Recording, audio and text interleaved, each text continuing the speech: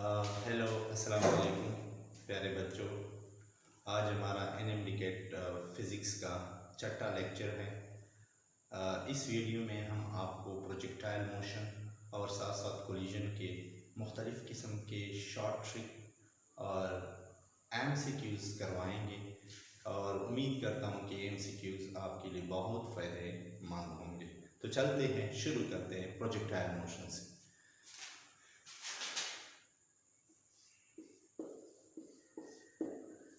Projectile motion,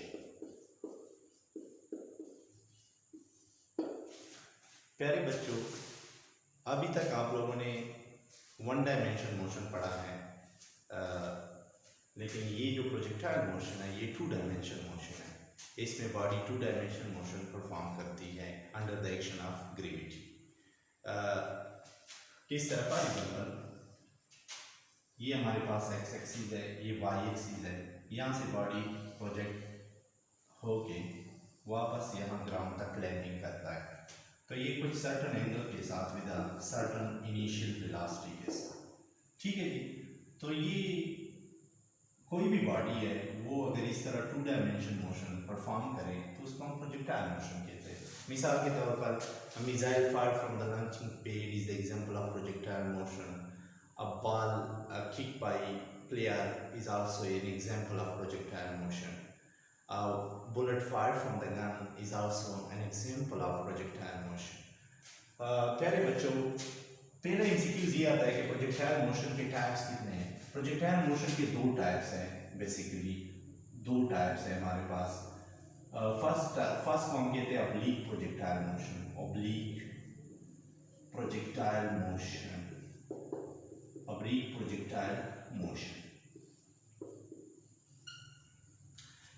oblique projectile motion में आपने body को प्रोजेक्ट करना है from the ground to a certain angle. आपने बॉडी को प्रोजेक्ट करना है with initial velocity v i. इसको हम ऑब्लिक प्रोजेक्टाइल कहते हैं। इसको हम ऑब्लिक, इसमें जो आपका एंगल है वो 90 से कम हो और ये 0 से ग्रेटर हो, इसको हम ऑब्लिक प्रोजेक्टाइल कहते हैं। दूसरा टाइप हमारे पास प्रोजेक्टाइल मोशन का है हॉरिजॉन्टल प्रोजेक्टाइल मोशन। हॉरिजॉन्टल, बेटा horizontal projectile motion, horizontal projectile motion, projectile motion, horizontal projectile motion. इसमें बेटा हमारे पास क्या होता है कि हम बॉडी को हॉरिजॉन्टली प्रोजेक्ट करते हैं और ये इस तरह टू डायमेंशन मोशन परफॉर्म करता है, तो इसको हम हॉरिजॉन्टल प्रोजेक्टाइल मोशन कहते हैं। अच्छा जी, इसके बाद हम प्रोजेक्टाइल की कुछ फिजिक्स पढ़ते हैं कि प्रोजेक्टाइल की फिजिक्स बेसिकली क्या है। तो उससे रिलेटेड मैं आप लोगों को कुछ एमसीक्यूज बताऊंगा। तो हम यहाँ पे प्रोजेक्टाइल मोशन को डिस्कस करते हैं। ये हमारा एक्स एक्सिस है, ये वाई एक्सिस है और ये हमारे पास कोई प्रोजेक्टाइल है जिसको मैंने फायर किया है विद इनिशियल वेलोसिटी वी आई के साथ, विद इनिशियल वेलोसिटी वी आई के साथ। प्रोजेक्टाइल में कुछ चीज़ें ज़रूरी है। ये मोशन अंडर द ग्रेविटी होती है। पहला एमसीक्यू तो ये है कि ये मोशन अंडर द ग्रेविटी होती है, अंडर ग्रेविटी।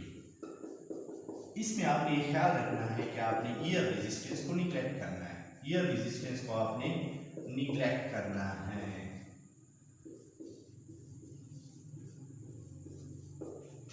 अच्छा जी, इसमें सबसे इंपॉर्टेंट बात जो है ना, इसमें ये है कि जब भी आप प्रोजेक्टाइल को किसी ग्राउंड से फायर करते हो तो फिर आपके पास क्या हो जाता है कि आपकी जो वेलोसिटी का जो vx कंपोनेंट है वो आपका हमेशा कांस्टेंट रहता है। वेलोसिटी का जो vx कंपोनेंट है वो चेंज नहीं होता है। फॉर एग्जांपल, अगर आप इस वेलोसिटी को रिजॉल्व करो कंपोनेंट में तो एक इसका vx कंपोनेंट हो जाता है, एक इसका vy कंपोनेंट हो जाता है। तो पॉइंट टू पॉइंट अगर आप इसको रिजॉल्व करना चाहें तो ये vx हो जाता है, ये vy कंपोनेंट है, ये vx है, ये vy कंपोनेंट है, vy कंपोनेंट, ये vx कंपोनेंट है। तो vx कंपोनेंट हमेशा कांस्टेंट रहता है। अगर vx कंपोनेंट कांस्टेंट रहता है इसका मतलब है ax कंपोनेंट जो एक्सेलरेशन का x कंपोनेंट है वो हमारे पास 0 है। अगर ये 0 है इसका ये मतलब है कि जो fx कंपोनेंट है वो भी 0 है। तो ये चीज़ें आपने प्रोजेक्टाइल में ये चीज़ें याद रखनी है एमसीक्यूज के लिए। अच्छा, इसमें जो इम्पोर्टेंट एमसीक्यूज है, अगर हम वी एक्स तो इसका कांस्टेंट है, अगर हम वी वाई की बात करें वी वाई, तो वी वाई कंपोनेंट जो है ना ये वेरी करता है प्रोजेक्टाइल मोशन में। ये प्रोजेक्टाइल मोशन में क्या करता है, वेरी करता है। इनिशियली ये जो वी वाई कंपोनेंट है ये डिक्रीज होता है। इनिशियली जो स्टार्टिंग पॉइंट से लेकर देखो ना ये डिक्रीज होता जाता है। वी वाई कंपोनेंट जो है ना, अगर आप इस लाइन में जाए तो ये आपका जो वी वाई कंपोनेंट है वो डिक्रीज होना शुरू हो जाता है। लेकिन जब यहाँ पे मैक्सिमम पे पहुंच जाते हो तो आपका जो वी वाई कंपोनेंट है मैक्सिमम हाइट पे पहुंच जाते हो तो वी वाई कंपोनेंट आपका जीरो हो जाता है। लेकिन वी एक्स कंपोनेंट यहाँ पे हमेशा कांस्टेंट रहता है, वी वाई कंपोनेंट आपका जीरो रहता है। लेकिन जो ही आप मैक्सिमम हाइट से फिर लैंडिंग की तरफ जाते हो, लैंडिंग करते हो, तो फिर आपका वी वाई कंपोनेंट इंक्रीज होना शुरू हो जाता है। और जब आपका वी वाई कंपोनेंट इंक्रीज होता है इसका ये मतलब है कि यहाँ पे आपके पास जो एक्सेलरेशन ड्यू टू ग्रेविटी है g और वी वाई कंपोनेंट ये दोनों सेम डायरेक्शन में होते हैं, लेकिन यहाँ पे ये दोनों डिफरेंट डायरेक्शन में होते हैं। यही वजह है कि जो वी वाई कंपोनेंट है वो हमारे पास इंक्रीज होता है जब वो लैंडिंग करता है। ठीक है जी। और सबसे इंपॉर्टेंट बात, वी वाई की बात तो खत्म हो गई। अब हम चलते हैं कि मैक्सिमम हाइट पे हमारे पास प्रोजेक्टाइल में वेलोसिटी कितनी होती है। सो मैक्सिमम हाइट पे हमारे पास जो वेलोसिटी होती है वो मिनिमम होती है। वेलोसिटी क्या होती है, मिनिमम। ये बड़ा इंपॉर्टेंट एमसीक्यूज है, ज्यादातर स्टूडेंट इसको जीरो लिखते हैं, लेकिन जीरो नहीं होता। इसमें सिर्फ और सिर्फ एक्स कंपोनेंट होता है वेलोसिटी का, इसमें वेलोसिटी का वाई कंपोनेंट नहीं होता है। तो ये प्रोजेक्टाइल से रिलेटेड कुछ जनरल एमसीक्यूज थे जो एग्जामिनर आपसे पूछ सकता है। इसके अलावा जो सबसे इंपॉर्टेंट एमसीक्यूज है कि ये प्रोजेक्टाइल जो पाथ फॉलो करता है, प्रोजेक्टाइल जो पाथ फॉलो करता है उसको हम क्या कहते हैं, उसको हम ट्रैजेक्टरी कहते हैं। इसको हम क्या कहते हैं, ट्रैजेक्टरी कहते हैं। Trajectory, the path followed by projectile is called trajectory. And this trajectory, ये जो ट्रैजेक्टरी फॉलो करता है ये पैराबोलिक होना चाहिए। ये क्या होना चाहिए, पैराबोलिक होना चाहिए। तो ये जो पाथ ये फॉलो करता है ये हमारे पास पैराबोलिक पाथ है। और प्रोजेक्टाइल की मोशन को जब आप स्टडी करते हो, इसकी स्टडी को हम बैलिस्टिक कहते हैं। इसकी स्टडी को हम क्या कहते हैं, बैलिस्टिक कहते हैं। तो ये जनरल एमसीक्यूज है प्रोजेक्टाइल से रिलेटेड, इसको आपने पहले सीखना है। इसके बाद हम जाते हैं जनाब इसकी वेलोसिटी को हम कैसे फाइंड करें, इसके टाइम ऑफ फ्लाइट के फॉर्मूले क्या है, तो वो हमें इसके बाद देखना है। अच्छा, पहले हम इसकी वेलोसिटी पे जाते हैं। वेलोसिटी जब भी आप इसका कैलकुलेट करते हो, देखो ना, फॉर एग्जांपल मैं ये वेलोसिटी को मैं कंपोनेंट में इजाफा करता हूं, इसका वी एक्स कंपोनेंट है, वी वाई कंपोनेंट है। तो वेलोसिटी वेक्टर को आपने कैसे फाइंड करना है, v x plus v y under the root. इसका स्क्वायर ले लो, इसका भी स्क्वायर ले लो। ठीक है जी। अब आपके पास क्या है, वी एफ एक्स है, v f x square, v f y square. तो v f y square, v f x square सारी कीमतें आप कैलकुलेट करोगे तो इसमें आप वेलोसिटी की कीमत पुट करोगे। ठीक है जी। अब इसमें वी एक्स, वी इनिशियल है, वी आई एक्स है, वी आई एक्स है आपके पास, एंड वी आई वाई है, एंड वी एफ एक्स है, वी एफ वाई है आपके पास। तो इसको आप कैलकुलेट कर सकते हैं आसानी के साथ, लेकिन वेलोसिटी का आपने ये फार्मूला पुट करना है। फिर इसके बाद जो सबसे इंपॉर्टेंट चीज है इसमें हम वो टाइम ऑफ फ्लाइट, वो हमारे पास हाइट है। हाइट का फार्मूला बड़ा जरूरी है। प्रोजेक्टाइल का हाइट हम कैसे फाइंड करें, तो हाइट का जो फार्मूला है प्रोजेक्टाइल का वो आप अपने पास नोट करें। ये v i square sine square theta divide by g, ये हमारे पास हाइट ऑफ प्रोजेक्टाइल का फार्मूला है। अच्छा,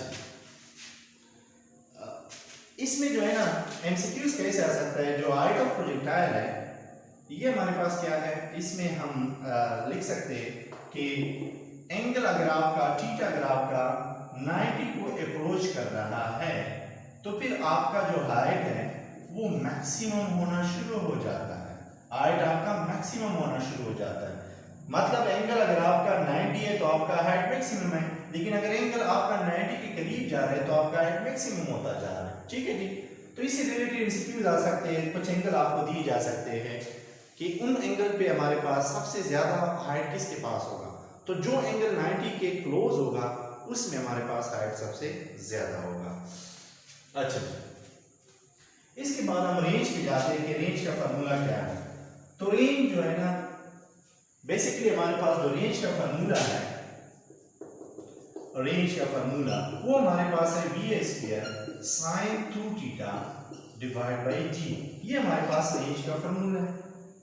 लेकिन अगर हम मैक्सिमम रेंज की बात करें, रेंज मैक्सिमम की बात करें, तो मेरे पास फार्मूला बन जाता है v² बाई g।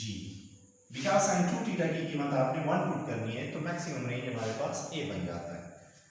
अच्छा जी, और वो आपके पास जो मैक्सिमम रेंज है वो 45 पे बन जाता है। ठीक है जी, आपका मैक्सिमम रेंज किस पे बन जाता है, 45 पे बन जाता है। अब हमारे पास रेंज से रिलेटेड हमारे पास कुछ एमसीक्यूज है। अगर मैं उसकी तरफ जाऊं तो ये फार्मूला अपने पास नोट करो कि रेंज हमारे पास 45 पे मैक्सिमम है। रेंज से रिलेटेड मैं मजीद एमसीक्यूज की तरफ अगर जाऊं, देखो ना, अब मैं आप लोगों के लिए रेंज से रिलेटेड एक एमसीक्यूज यहाँ पे करवाता हूँ। मेरे पास मैं एक लाइन ड्रा करता हूँ, यहाँ पे मैं 45 एंगल लगाता हूँ। ठीक है जी, इधर मैं 70 एंगल लगाता हूँ। ठीक है जी, इधर मैं 25 एंगल लगाता हूँ, यहाँ पे मैं 10 एंगल लगाता हूँ, यहाँ पे मैं 10। अच्छा, अब आपके पास देखो ना,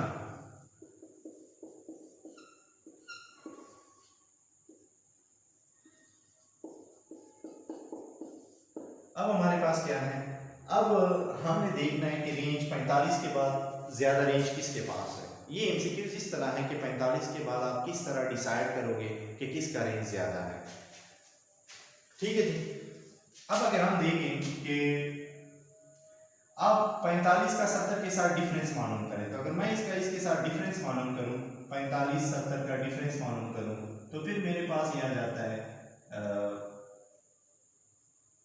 25 आता है। तो ये हमारे पास 25 आता है इसका डिफरेंस। अगर मैं इसके साथ डिफरेंस मालूम करूं 45 का 25 के साथ, तो ये 20 आता है। 45 का अगर मैं 10 के साथ डिफरेंस मालूम करूं, तो ये हमारे पास कितना आता है, ये हमारे पास आता है जनाब 45 का 10 के साथ करूं तो ये 35 आता है।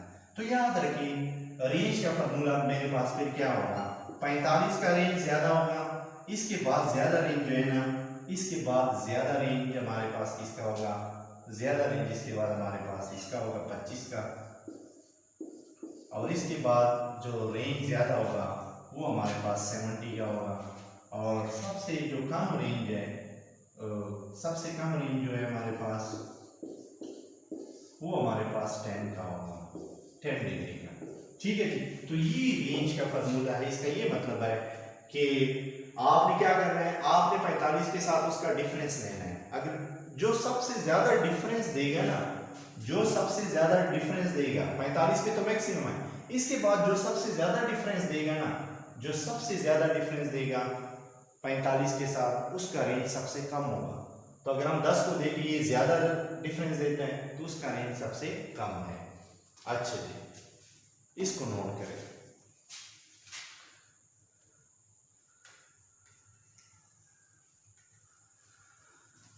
अच्छा जी, हमारे पास कुछ कंप्लीमेंट्री एंगल है।